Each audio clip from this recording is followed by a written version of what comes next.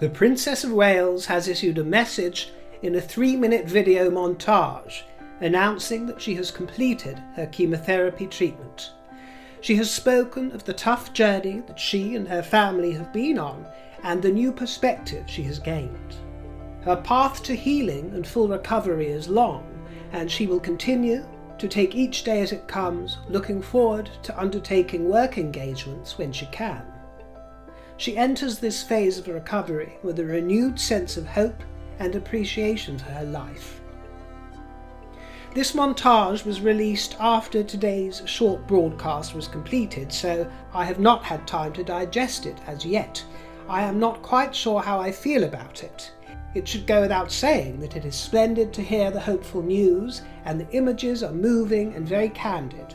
The style of the video is not my cup of tea at all, I'm afraid, not for royalty, but I do know that most of you and the rest of the world will love it, will absolutely love it, so do furnish me with your thoughts, plenty to consider, but a marvellous message of hope for harvest. Now on with the show.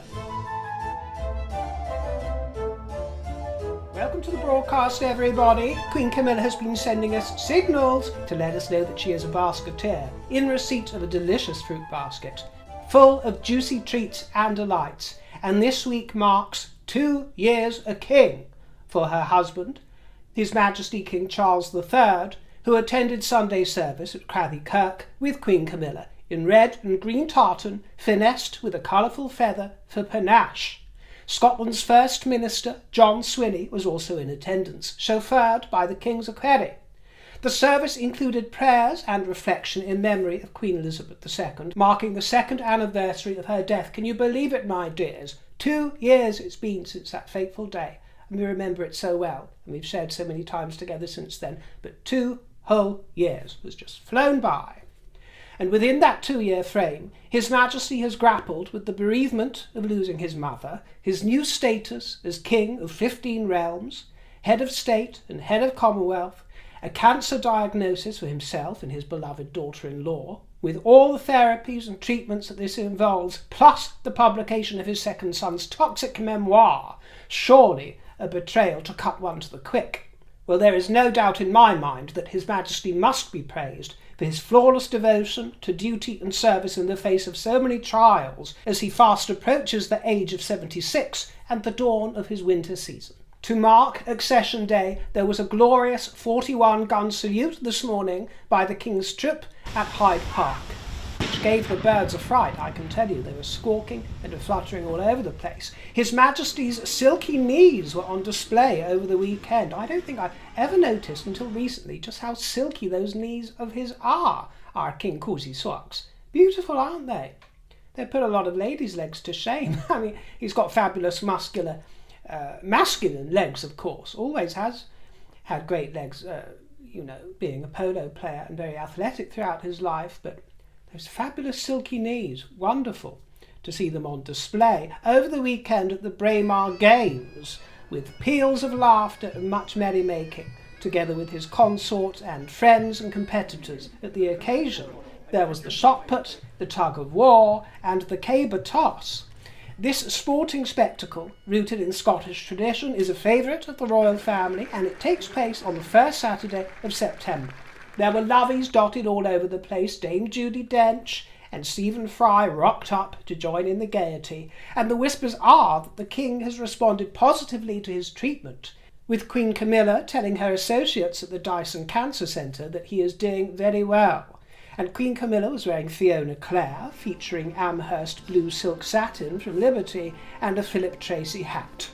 And this service at Craithie Kirk really made my pants ping, I can tell you, my dears, because there was a new hymn debuted. It was commissioned by the King, and it was written by the composer Paul Meala.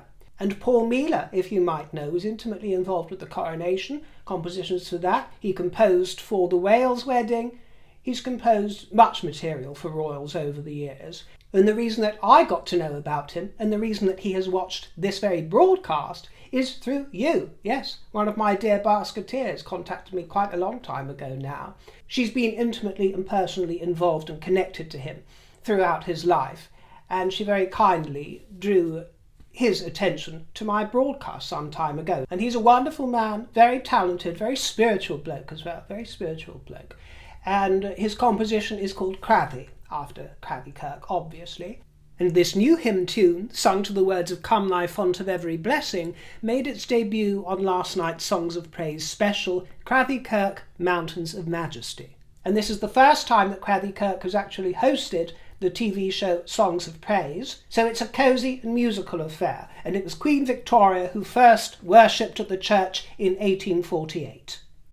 The Duchess of Sussex has been up to her old tricks, this time speaking at Oprah Winfrey's book club session.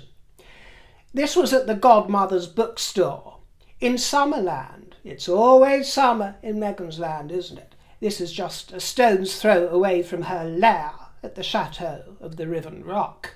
And she wore a jumpsuit by Club Monaco and some of Diana's old cast-off jewels and gems.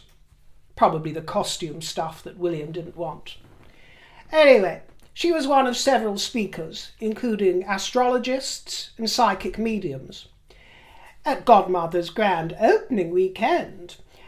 And Godmother's is co-owned by the literary agent Lynn Jackson. And it was really quite vulgar. It was really quite vulgar to see the bench and spare positioned front of fancy at the shop store front. Really vulgar. Really vulgar. I warn you, that is actually going to have the same effect on decent customers that hanging out garlic has for vampires.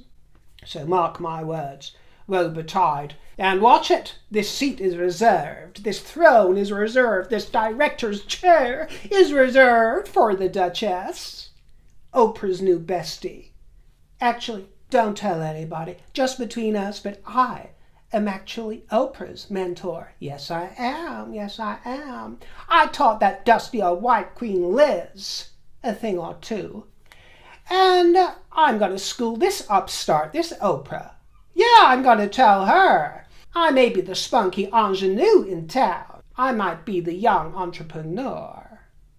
But I've got a few things to tell Auntie Oprah and educate her on how to amass a great fortune. Billionaire schmillionaire. We're on to trillions now, darling. We're on to trillions. And I'm going to teach her a thing or seven about philanthropy and how charity always begins at home. And why don't you arrange my genius poetry next to Gwynnie? Yes, right there next to Gwynnie. But raise it higher, higher than hers, 'cause I wear the crown. I'm a duchess, don't you know? I mean, I hate titles. I absolutely hate and reject titles out of hand. Don't get me wrong, but it would be so vulgar to surrender mine. I couldn't harm my husband in such a way. No. And I couldn't harm the kingdom and its reputation, because they got me on board, didn't they? They forced me over there. They used me. Abused me. Well, I'm going to teach Oprah how to be a proud, confident woman of colour and do it successfully, my beloved. Oh, and there's another blow. There's another blow in store. No, not for Harry, but for American Riviera Orchard. The loop in her logo has hit a snag with the US Patent and Trademark Office. Oh dear, oh dear, oh dear. This time, it's the way that the letter O is depicted. They don't like it. It's under fire due to the current description of the mark being inconsistent with the mark on the drawing. Slap wrist. Slap wrist. Oh, all this bureaucracy. It's nonsense on stilts, really, isn't it?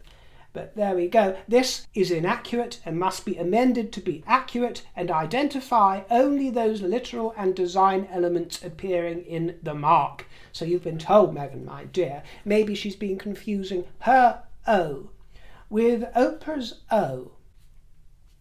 Oprah's Orchard? Either way, she's full of apple sauce. And it was apples for the Queen over at RAF Leeming. Juicy, juicy apples. Apples, apples, delicious apples. Take a bite.